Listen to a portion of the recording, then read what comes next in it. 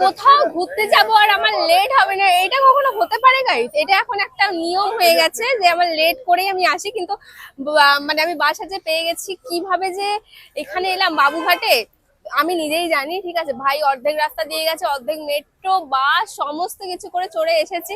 And এটা হচ্ছে আমাদের বাস।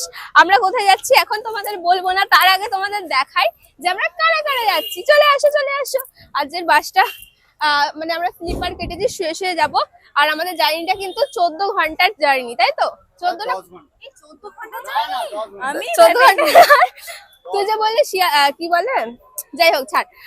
ও হ্যাঁ, আমরা কিন্তু এবারে কিন্তু সুমিও যাচ্ছে আর প্রিয়াও যাচ্ছে। আর আমরা একসাথে কোথায় যাচ্ছি ভাই? বলবো না কোথায় যাচ্ছি। কোথায় যাচ্ছি? দীপুদা।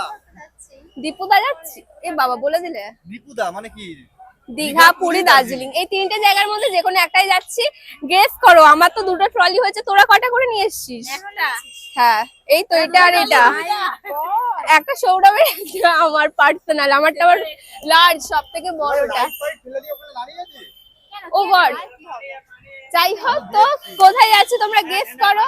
আর আমার ড্রেসের লিংক কমেন্টে দিয়ে দিয়েছি, চেক করে নিও।